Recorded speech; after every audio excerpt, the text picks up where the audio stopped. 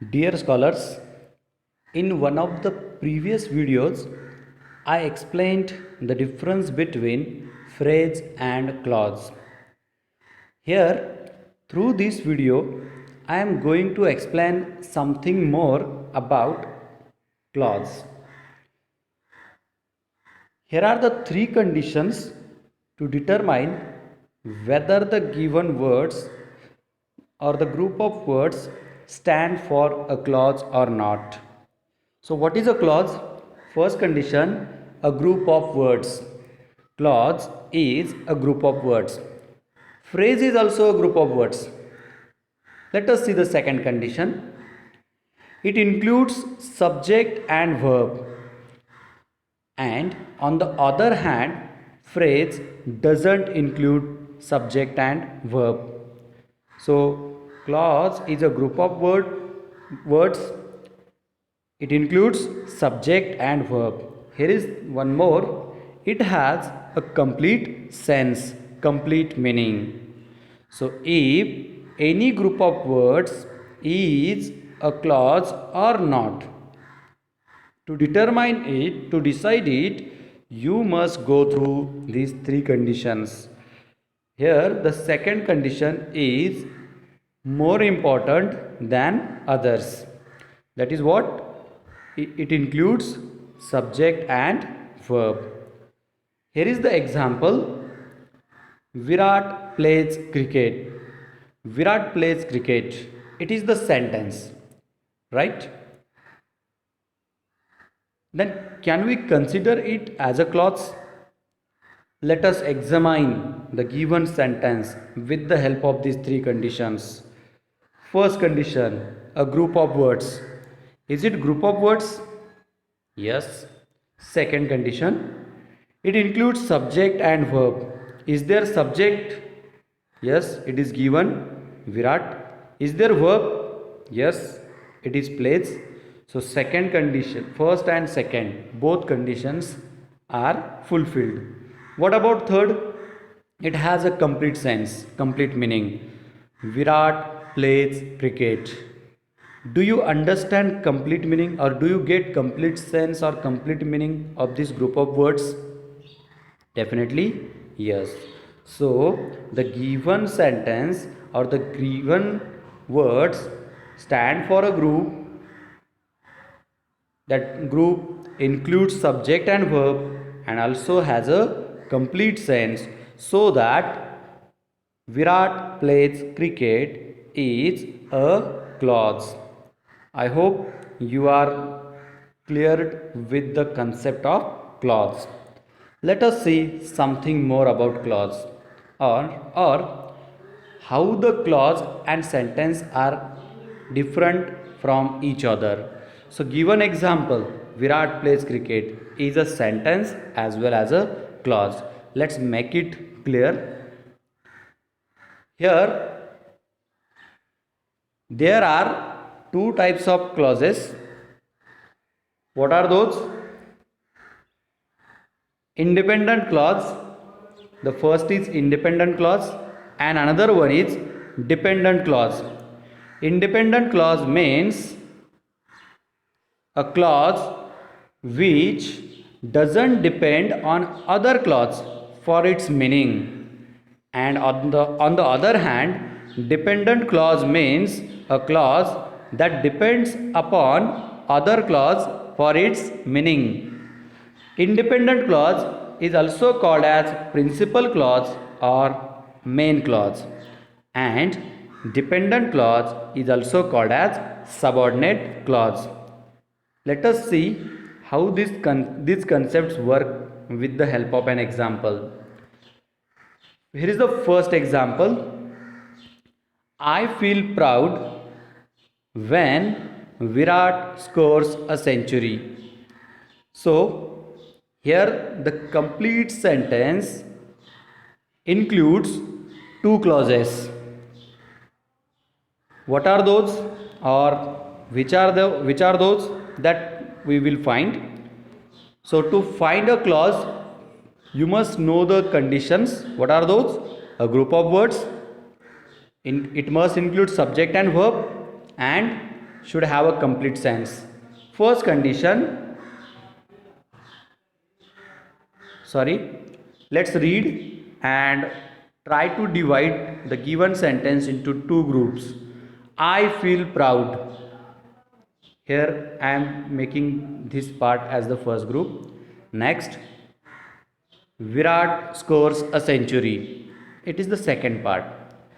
Is there subject in the first part? Is there verb in the first part?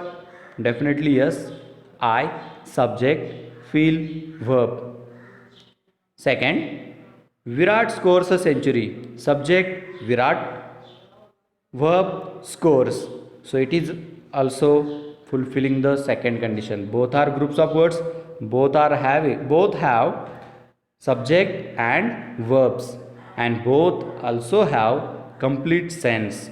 So here in the first sentence there are two clauses. So what is clause? If a group of words or if any small sentence working as a part of complete sentence or longer sentence, that group of words or that small sentence is a clause. So here I feel proud when Virat scores a century is a complete sentence, and on the other hand I feel proud, the small sentence, is a first clause. Virat scores a century, it is the another small sentence, that is the another clause. Now what about dependent and independent? So independent or main clause which doesn't depend on other clause for its meaning, right? And subordinate clause depends upon other clause for its meaning. So here both the clauses are joined with the word when. So here the word when is one of the relative pronouns, right?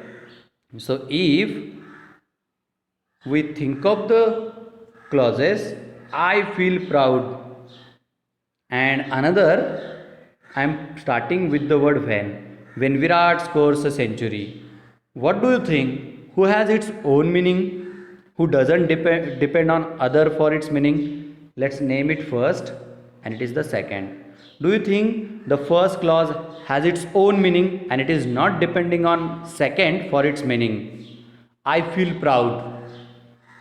It is providing complete sense and not depending. It is not depending on the second clause for its meaning. So here the first clause is the main clause.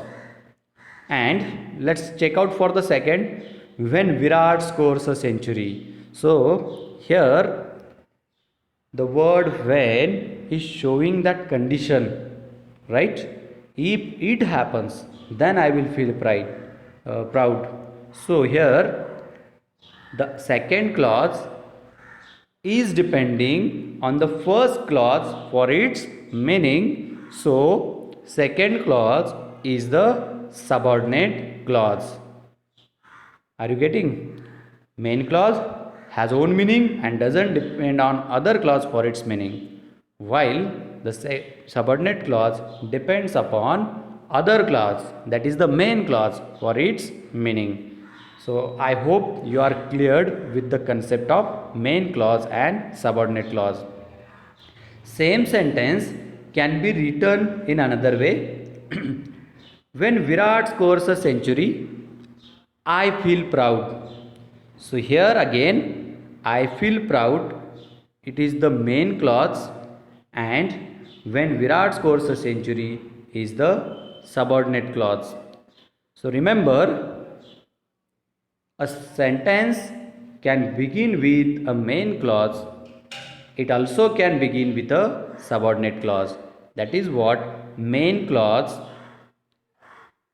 can come in the beginning or can come in the end too. Subordinate clause can come in the beginning, in the end, or in the middle also. How to identify subordinate clause?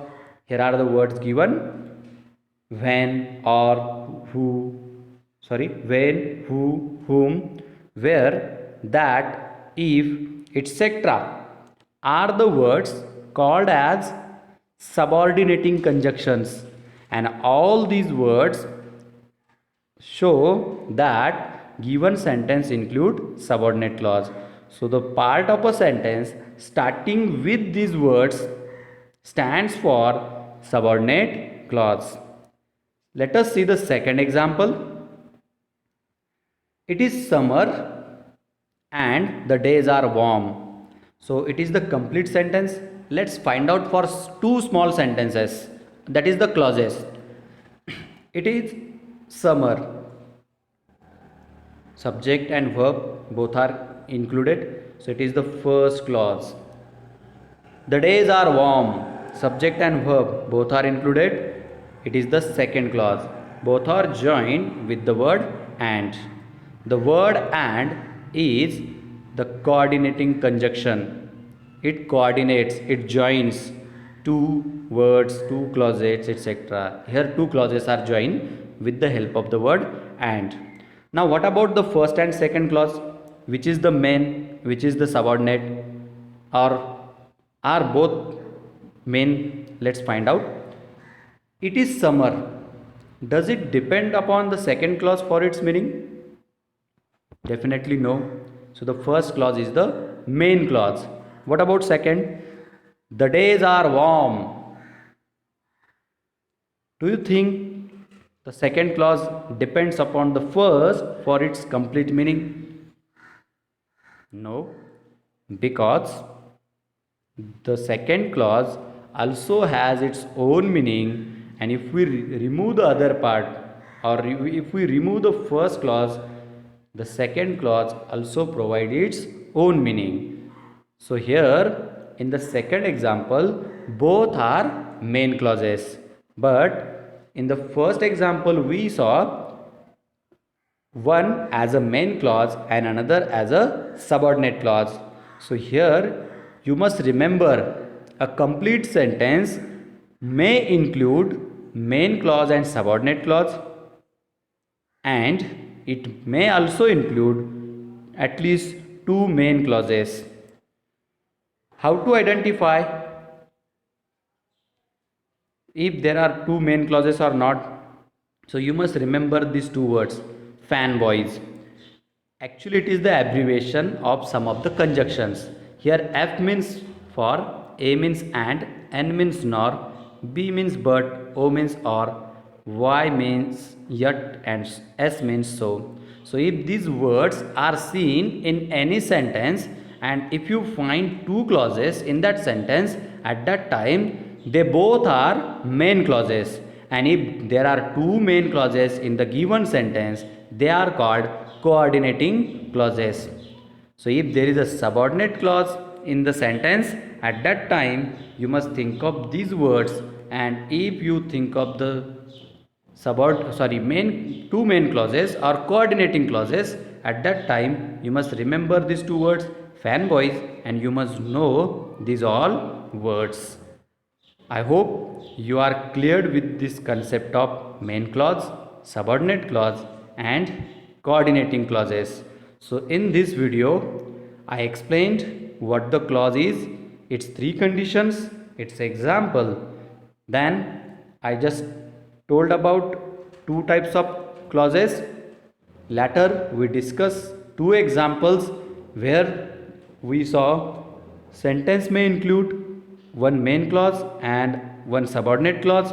Subordinate clause may come in the beginning, in the end, or in the middle, and the latter in the second example we discuss a sentence may include two main clauses. They are called as coordinating clauses. As well as I told about the words which may help us identify whether there is subordinate clause or whether there is main clause. So this is all about clause and its two types.